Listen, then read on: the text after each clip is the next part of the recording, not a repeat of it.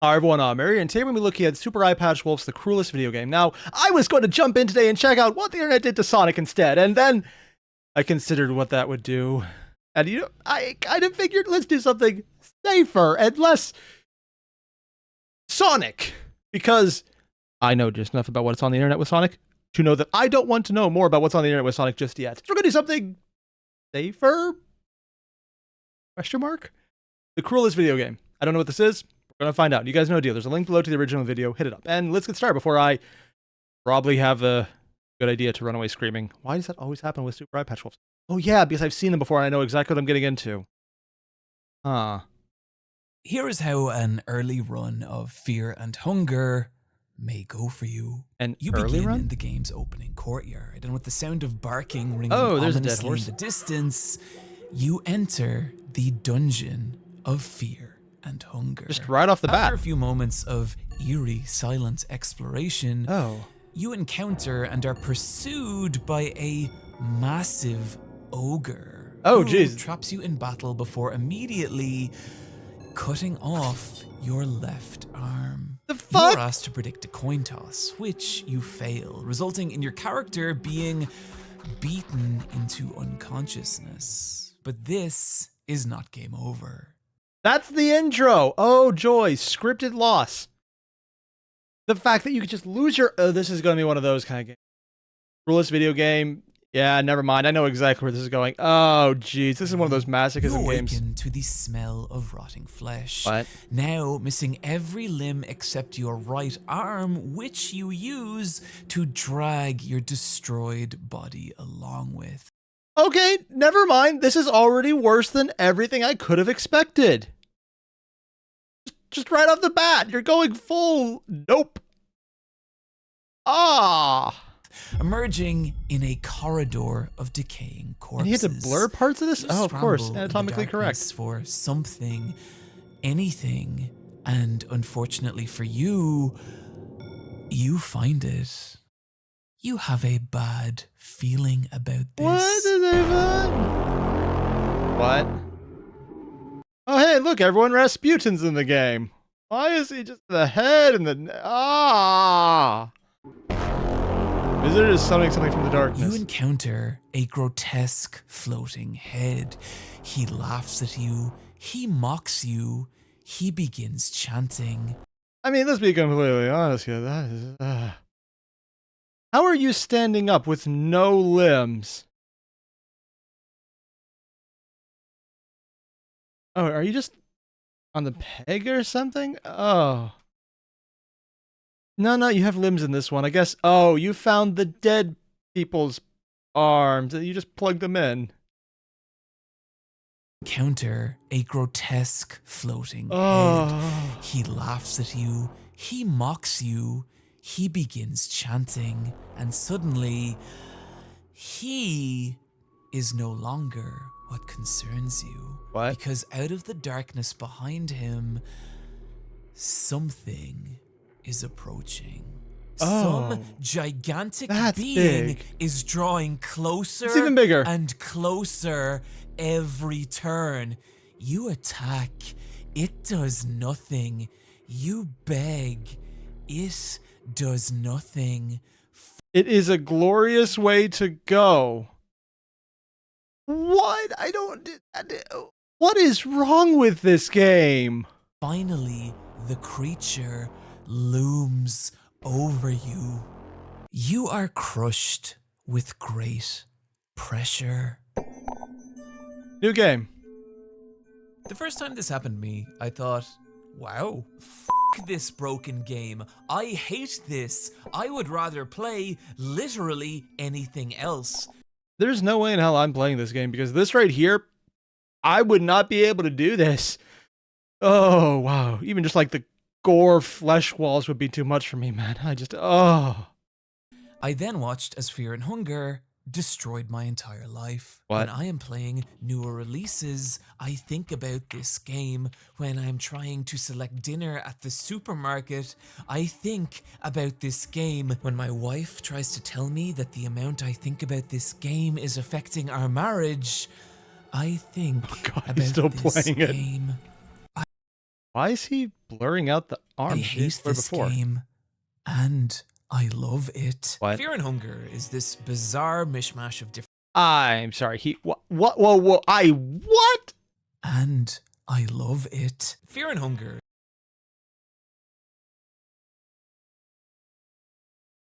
Who hurt him? Okay, never mind, we know the answer. This hurt him. Okay, we're getting into the crazy on this one. I mean, not even just a little crazy, but this is full on. What is it called when you start to love your captor? I'll probably remember. Is this bizarre mishmash of different genres that's a disorder, all right. With some geniusly counterintuitive game design. But that only becomes obvious if you can push through the game's grueling opening hours, something a lot of people have not done. Fear and Hunger releasing in 2018, where outside a small, rabid fan base localized mainly in Russia and Eastern Europe, the game went largely unnoticed for nearly half. Do I need to make the joke about a game that's punishing and depressing doing great in Russia? Too much? Probably too on the nose. Half a decade, until last October when I and other content creators began to notice it. Damn! But with barely 1,000 reviews on Steam, this still feels like a game languishing in obscurity. Fear and Hunger doesn't even have its own Wikipedia page. Damn, that's actually surprising. Book Bumble has its own Wikipedia page. So I hope the purpose of this video is clear. We must destroy the Book Bumble Wikipedia page! My goal here today is to show you what this game is, and to do that properly, I'm going to have to pull back some of its mysteries. Why does everyone look like they're about to fall over dead? It's worth it. No matter what Fear and Hunger may resemble, there is nothing like this. A game so obtuse and jagged and captivating. But this is disturbing. I was not expecting that, but I probably should have, but I just...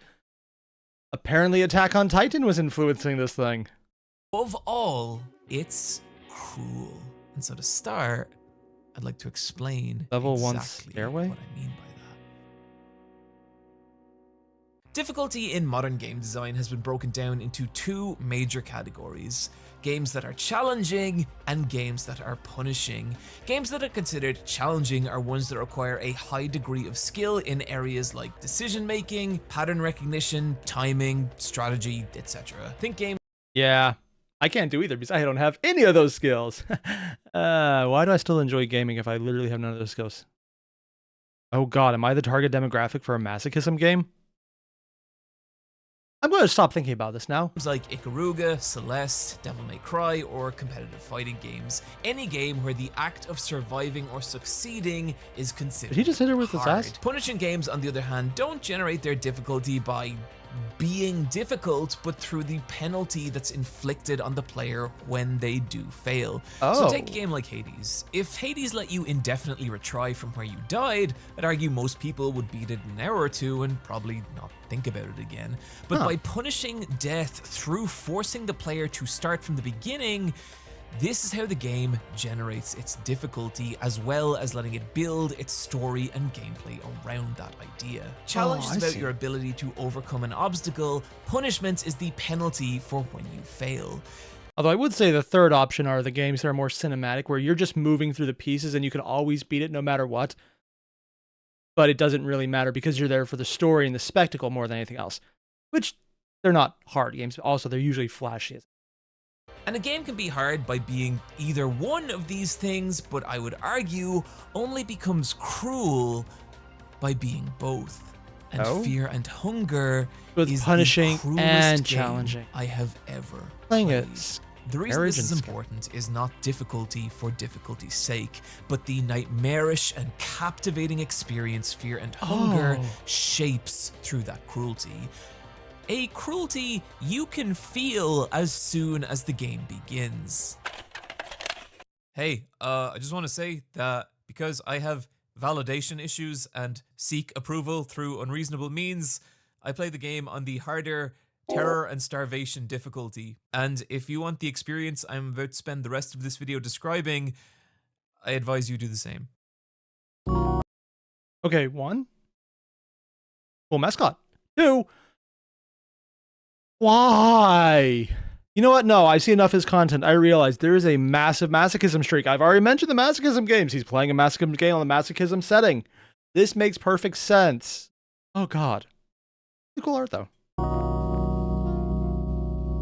Eyepatch.com. Is it wolf or wolves? Oh, no, it's you wolf. start the game by picking one of 4 characters. Your only guidance being that there is a infamous knight named Lagarde who disappeared into the dungeon of fear and hunger. Your goal being to locate Lagarde and escape the dungeon. Something you can actually do in under an hour. Oh. In theory. From here, the game drops you what? into its opening does it mean courtyard. In theory? No tutorial, no direction, just you and the dungeon's gaping abyss. What could possibly go wrong? You are immediately mauled to death by a pack of ravenous dogs. What? Hear that knocking sound? That is the sound that will greet you every time you die and are booted back to the game's opening menu. It is the sound of a failed run, of lost progress, and of having to start again. You will hear it a lot. Unless you're playing as anyone except Knight, who is objectively the best character in the game, the dogs are a nightmare that will shred your health in a couple of attacks and inflict multiple status effects, even initiating their own coin flip attack, which if you lose... So objectively, the first test is to pick the only person in full armor. Huh. Does this game like build up as you go? Do you get to carry things through like new games? Or is it just you remember where everything is and you deal with it? No, never mind. He said this game is cruel. You have to just deal with it, don't you? Yep. Soon, you will learn that fighting the dogs is not a reliable option. So what if instead you just escape into the castle and if you time it just right, there's this corner that the dog's AI will catch on and hey, you've done it. You've found a reliable way to survive the they dogs follow that you you in. can now use in every playthrough moving forward. Oh God, no! What? But how am I supposed to? No, piece of shit! Wait. Does that mean it does actually change between runs? Oh, hell, that's not cruel. That's just sadistic. Yeah, see, while the structure of Fear and Hunger's larger map stays the same, the subsections of that map switch between different handcrafted layouts, meaning even the shit you can rely on, you cannot rely on. The dogs feel so random and unfair and cruel, and I really couldn't blame someone for walking away at this point, but... Yeah, I would do that. That is...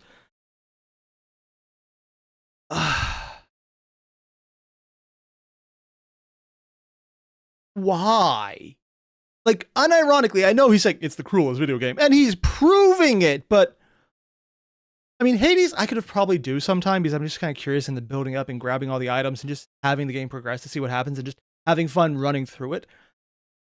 This just seems like it just is an excuse to see how long you can go before you reach a breaking point. Or for people who think Jump King was too easy.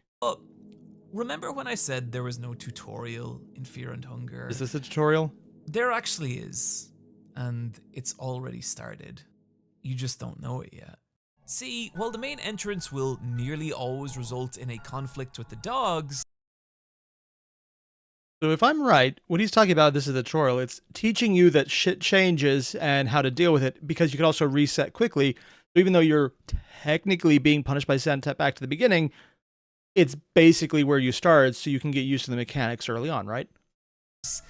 There's actually this sneaky little side passage. And they're teaching you to look for other things. As inviting as the main gate, it leads down into a set of dark stairs that the dogs will not follow you down. And this is your reliable path forward. That is a much bigger deal than it sounds. But for now, I want to concentrate on where this stair leads. Down into a cramped basement crawling with eerie tentacled monsters. There's also this big door with a crow on it. I don't know what this is. It doesn't matter. Anyway, the octopi, whom the basement's tight corridors will force you into conflict with. However, these creatures are nowhere near as dangerous as the dogs, and because of that, this is where we can start to learn about Fear and Hunger's combat, the central mechanic of which. Okay, so it's basically, when he says tutorial, it's literally teaching you to avoid enemies you can't fight, take surprise options that no one would expect, and then deal with the combat here that it's much easier. Is I wonder if there's a way to actually push through the normal way. System. Rather than choosing or to the attack less a obvious single enemy in way? Fear and Hunger, you instead attack their specific limbs. Oh. This octopus enemy being broken into its left, right, and central tentacles, as well as its head. But the thing is, an enemy doesn't just get one turn. Each of these limbs has its own attacks, which it will use on its own individual turn. Oh! Meaning, you're not fighting one enemy, You're fighting but 4. several. This applies to every enemy in the game. So things like that Hydra, a massive ball of flesh, would be absolutely terrifying to fight, huh? Oh joy! It's not just terrifying looking! Your options being to attack each of the octopus's limbs one by one, or go straight for the head and knock that fucker out! This is the correct option, unless you're playing as the Dark Priest, whose weak little arms can't even land a proper kill shot. Upon defeating your first tentacled monster, you will gain something that will change your entire perspective of Fear and Hunger. Nothing! No items, no experience, no level up. Oh. Now that's interesting because it does two things. One, it really would suck a lot of the joy out of combat for the people who just like the collection aspect. I got through most of the Dark Souls games because I just like collecting shit. Did not like the combat, I just like collecting shit. I know that's the wrong way to play it, but also is me playing it, so playing it correctly was out of the question to start with. But it also means you don't need to rely on combat at that point. It's more of a decision of when you need to, not I need to. Huh. That would really redefine how you approach every situation in here. Unlike practically every other game with RPG elements, you cannot grind past a problem. You could kill every octopus in the basement and the dogs will be exactly as dangerous. And worse, the very next enemy you encounter will body you even harder than the dogs. It's frustrating. It's easy to feel like you're not making any progress, that this game doesn't make sense. But the thing is, you are, and it does. While you may not have gained any stat increases or material advantage, think about what you've actually learned. Learning where the weak points are. There are enemies that you will not be able to overcome. 2, the most obvious path isn't always the way forward. So this game isn't actually an RPG so much as it is a pattern recognition, specifically patterns of how to avoid situations. It's kind of like a D&D setup where, is it not Dungeon of the Mad Mage, the initial one, Tomb of Annihilation, where there's a very set path if you're following a non-homebrewed version, where if you do everything right, you can beat it perfectly. But you won't do that unless you absolutely memorize everything. I know one person who hated it so much to learn it by memory, and so he could never have to do it again. Yeah. I'm assuming it's kind of like that, just in an RPG-ish format. Actually, it could be really cool as a concept. I would never do this willingly. 3, headshots are the only reliable way to take down enemies. And 4, there is no inherent advantage in winning most battles. You fight when you need to, not because you want to. But these 4 lessons are how the game tutorializes you. They are the building blocks that will prepare you for the entire rest of the game. And it's early enough on that resetting isn't going to be the biggest waste. And now that you have them, you're ready to take on the game's first real challenge. Oh? The ogre problem. The guard, or ogre as I like to call them, because calling them guards feels like referring to Godzilla as a scaly little fella, are the most common enemy in Fear and Hunger. And the most common! To meaningfully progress in this game is going to depend on whether or not you can overcome them. And that might sound easier than I see. Oh, they've got extra down there. Of course, they're anatomically correct. Priest blow to the head will result in a kill shot. But unlike the octopi, you have a very low chance of actually hitting an ogre's head. Oh no. A chance you can increase by taking out both its legs and causing it to fall over, but it takes 3 whole turns to do this. And by then you might die. The ogre will be free to use his cleaver to cut off your arms, which means no weapons or shields for you for the rest of the game. And if that sounds like a major disadvantage, it is. But the game, I'm assuming until reset, so this is literally you play perfectly or you don't play, isn't it? Never mind. We know it's that way already based on everything he said. Don't worry, it's nothing a little child sacrifice can't fix. What? The ogre's right arm can initiate a coin flip attack, which if you lose, well, we've seen where that leads. If you are seeing this and we did not just have a... That means YouTube made me cut it. What? What? You know what? I'm not going to ask. I don't want to know. Let's just pass on this completely. This is the ogre problem. How do you prioritize which parts of him to attack without losing the majority of your health or limbs in the process? It's questions like that that the challenge of Fear and Hunger's combat comes from. And if you think it's that basically sounds picking difficult, where to go more. Oh, buddy. Oh, my sweet little friend. So, how do you deal with ogres? Well, I like to do it Run. like this. Run away.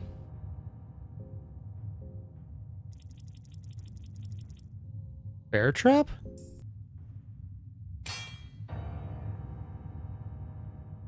Let me tell you a little story. Throughout Fear and Hunger, there's these bear traps placed around Oh. the dungeon, and stepping into one means losing both legs, which effectively ends your run unless you're willing to crawl through the game on bloody stumps, slowly starving to death as you go insane, which I wouldn't recommend. You could start a YouTube channel to experience basically the same thing. This fucked so many of my early runs in Fear and Hunger. So I genuinely cannot undersell the dopamine explosion I experienced when I was caught by a guard, and knowing that fighting him would likely lead to the end of my run, I scrambled through my inventory, found a bear trap, and thought, fuck it, let's see if this works, and then it did.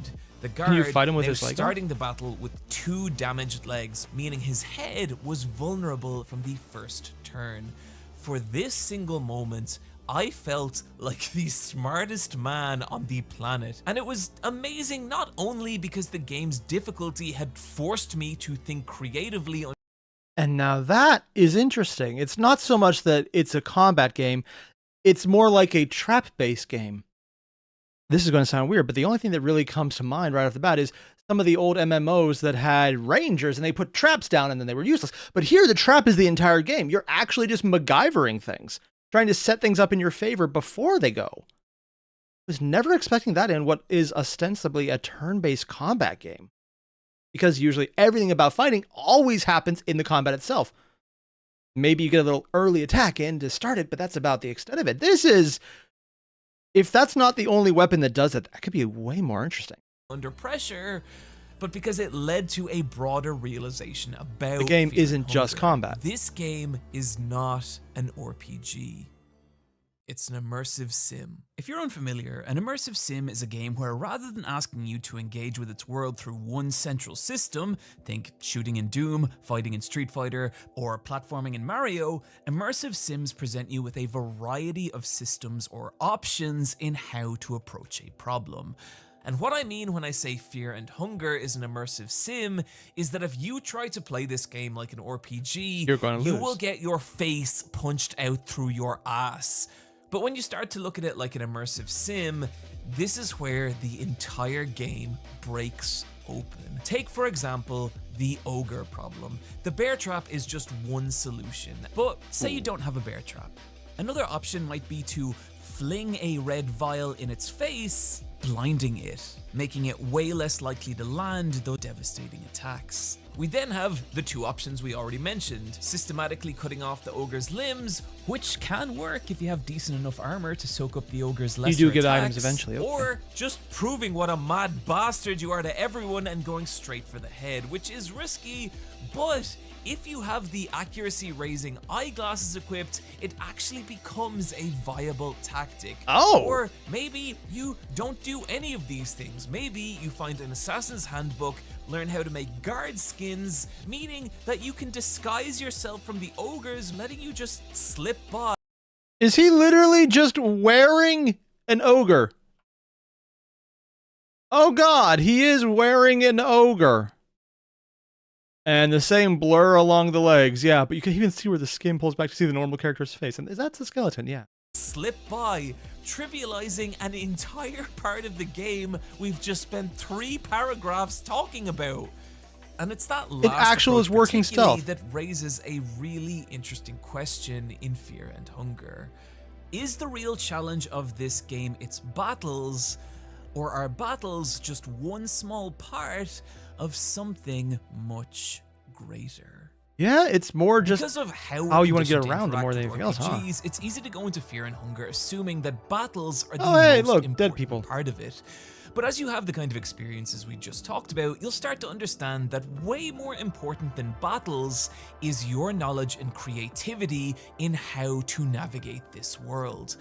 And for me, that revelation started with the bear trap, but it could have just as easily been when I realized that if you have a stick in your inventory when fighting those f***ing dogs, you can actually throw it for them and these lovable little puppers will get distracted, so you can just stab them to death. But the kicker is that you could have also used that stick to craft an ultra valuable torch item, which many areas are completely unnavigable. That is a word, I looked it up. Yeah, it is, so I've heard it. Do you really want to spend a stick on this one encounter? Or do you want to save it for later in the game as the encroaching darkness begins driving your party insane?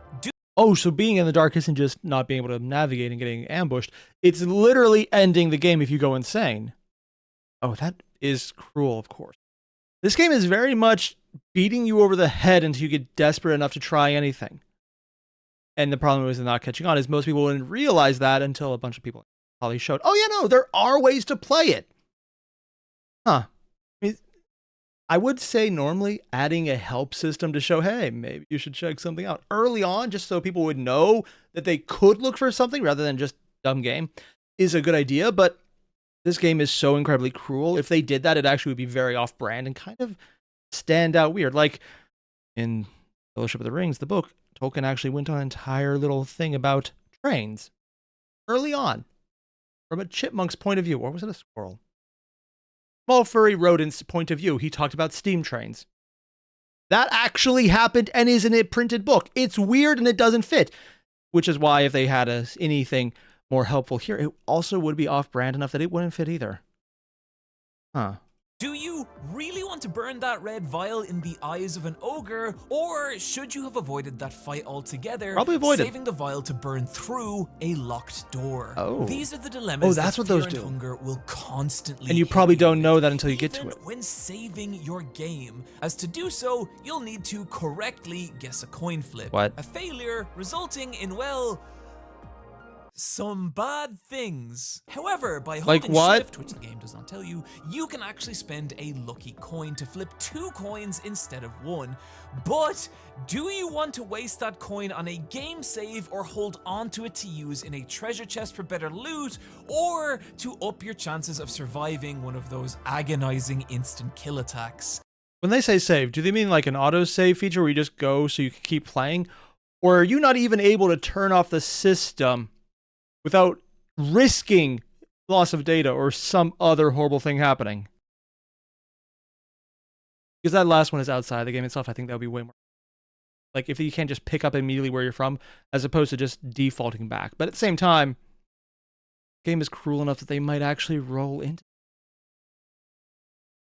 The more you learn how valuable items actually are, you don't want to use them. Raiding the barrels in the opening courtyard become fucking enthralling as you calibrate and recalibrate your route through the dungeon with each new item. And the more you learn about these systems, and if you're recalibrating based on that, means that these are more roguelike, and it's not just the interior sections that change. It's also what you get from those barrels. So you can get an entire run dedicating how you play it based on what you get in freaking barrels outside of tutorial pups. And tutorial in the sense that you learn how to deal with it.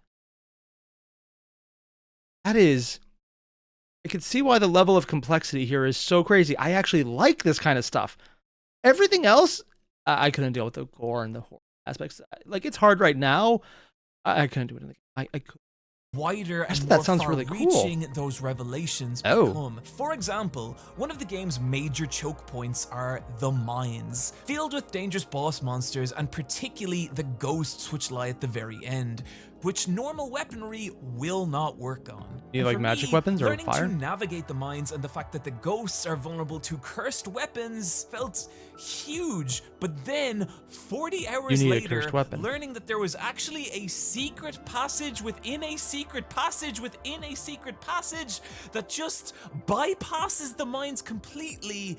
It is the closest I've ever felt to one of those galaxy brain expansion memes, and moments like this are what led to my realization that the real currency of fear and hunger is not stats or items or money, but knowledge. Your understanding. That is, I mean, this one they kinda show you up here, but that's dark enough you might not even notice it. This game is insane. Like, don't get me wrong, I love things like this that are so incredibly complex and convoluted that give you options like this, but at the same time, this is, I can see why he's fascinated with it. It is literally the maximum complexity, so even if you beat the game, there's so many other ways to do it, and you know there's so many other things you haven't found yet, that 10 different people playing this will play this probably 100 different ways each, and all of them will be completely different. Kinda like this? Stop making me like this. I don't want to like this.